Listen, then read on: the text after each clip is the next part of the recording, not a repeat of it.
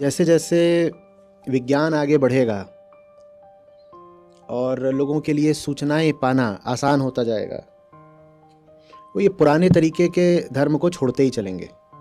तो क्या है धर्म का भविष्य? जैसा अभी है धर्म, ये तो चलना नहीं।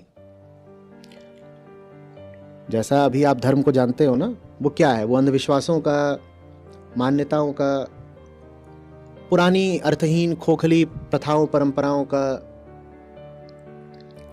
एक जर्जर बूढ़ा पिंड मात्र है। कौन ये सब किस्से कहानियों को अपना जीवन बनाए? धर्म का क्या मतलब बन गया है? फलाने किस्से को मानो तो तुम धर्मी आदमी हो, ये कोई बात है? और किस्सा क्या बताया गया है?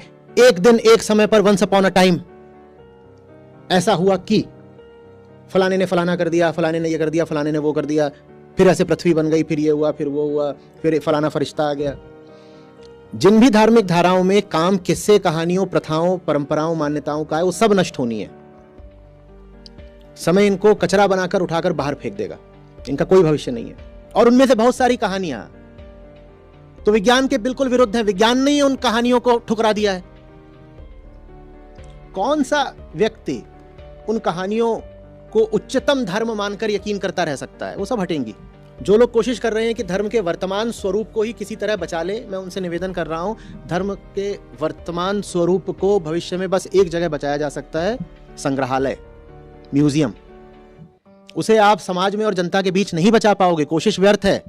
जब लोग बात करते हैं कि हिंदू धर्म का क्या भविष्य है, मैं कहता हूं हिंदू धर्म का कोई भविष्य नहीं है, सनातन धर्म का भविष्य है। अगर सनातनी हो सकते हो तो भरपूर है भविष्य। लेकिन जिसको आप आम भाषा में हिंदू धर्म कहते हो, भारत में भी जो हिंदू हैं उनका सनातन से बहुत कम परिचय है। हिंदू होना और सनातनी होना अच्छे से समझ लो, दो बहुत अलग बातें हैं। हिंदू होंगे 120 करोड़, सनातनी शायद 500,000 भी नहीं है।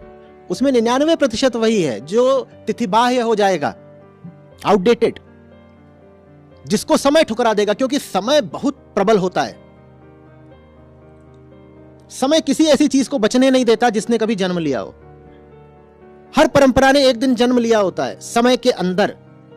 यदि समय के भीतर किसी चीज ने जन्म लिया है तो किसी दूसरे बिंदु पर समय के वो चीज नष्ट होगी ही होगी। ये नियम है भाई, मैं नहीं बता रहा, ये माया का और प्रकृति का नियम है। तो जिन्हें प्रथाएं परंपराएं और विश्वास धारणाएं ही धर्म लगती हैं, उनको निराश होना पड़ेगा, वो धर्म नहीं बचने वाला।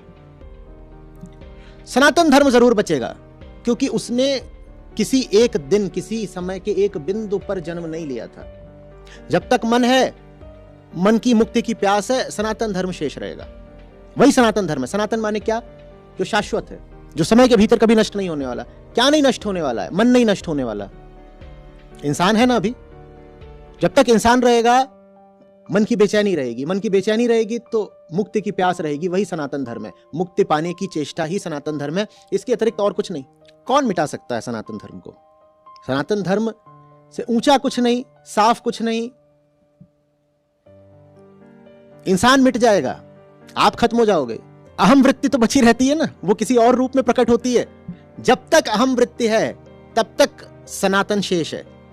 सनातन को कोई चोट खरोंच आंच नहीं आने वाली, पर सिर्फ सनातन को। ईसाईयत हो, इस्लाम हो, यहूदी हो, बौद्ध हो, जैन हो, कोई पंथ, कोई धारा, कोई वर्ग, कोई समुदाय संप्रदाय हो, सब यही पाएंगे।